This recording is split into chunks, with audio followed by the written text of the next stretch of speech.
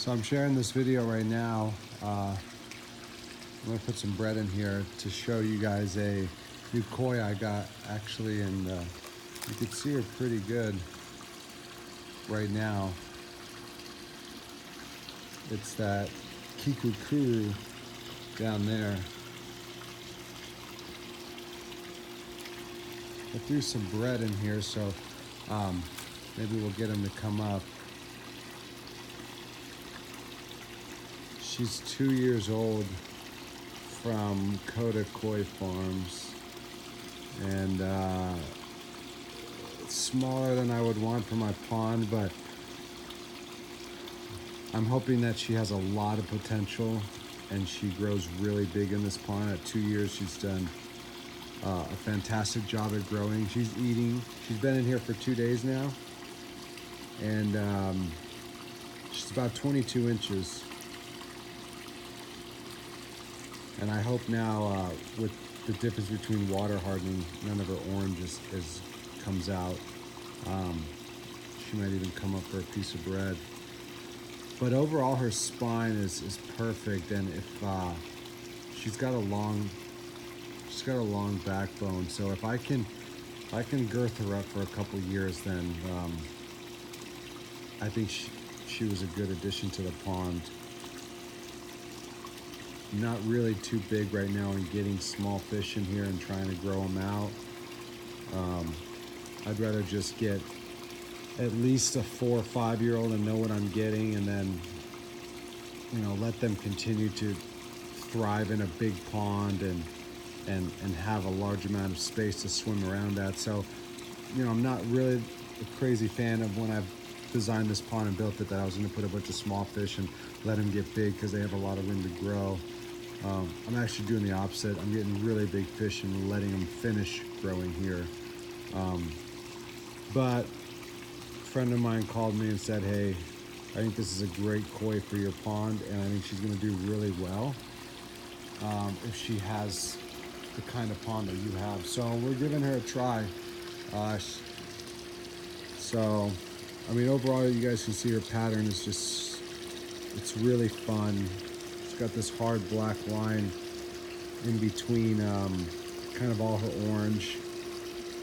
It's kind of a mix between like a white ivory and like a metallic. And so I'm really excited to see how she does.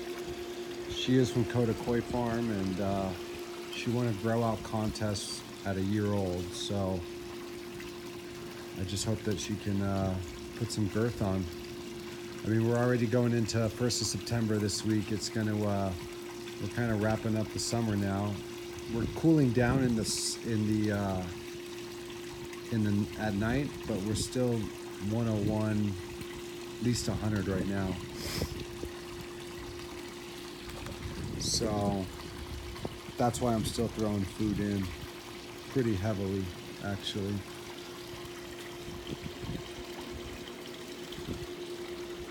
All the string algae's gone. Pretty much see the bottom. It's just clear. And that's why I really don't want to put a lot of fish in here. I want to be really particular with what I have. In fact, I even left 3 or got rid of 3 other fish that I had in my old pond that I didn't think were at the level they should be for a pond like this. So I'm taking a gamble on a small koi. Again, they're not my forte, but I think she's gonna do really well here. She's been eating all of the pellets. I don't expect her to eat any bread. She's probably never had it, especially this kind of bread. It's a very heavy fiber with raisins. It's an Ezekiel bread. It's actually my wife's bread, and she gets mad that I use it for the fish.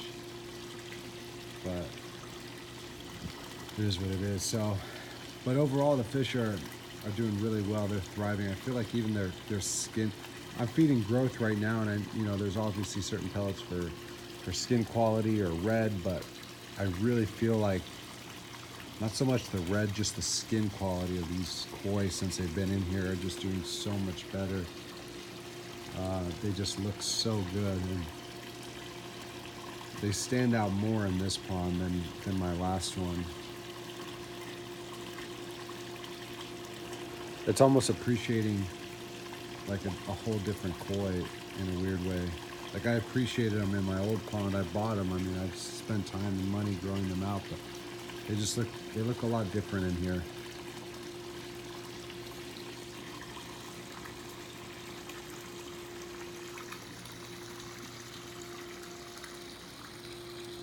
My Goshiki's coming up the least to eat, and that's why, other than filming this video, I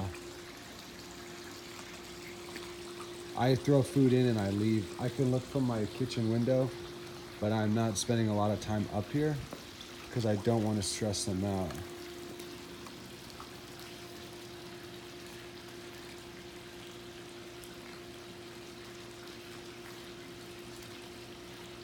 Theo, you better stay.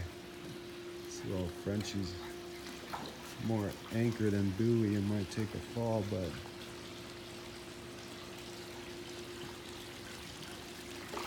yeah, see, like that. Some of them can get spooked out, I feel like. I'm pretty high up above them.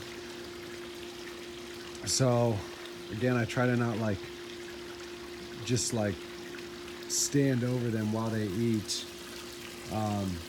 I'm gonna give them their space and their time and let them just kind of, that's how I feel like the ones that don't come up as much, like the Goshiki, will come up more if I'm not around. So I watch from my kitchen window and at least for a while. I mean, certainly everything's new for these guys, so I don't want to stress being out here and expecting them to feed. Pond's deep, so obviously if they want to go deep and stay deep, then they can. And I don't want the ones that are doing that to miss out on food. So for right now, I can look at the cameras, turn the skimmers off, throw food in, and call it a day. So you can tell they're all back there right now, and eating. But hopefully that new Kikukuru grows good. She's got the space and the water volume. Minimal fish too, so we'll see.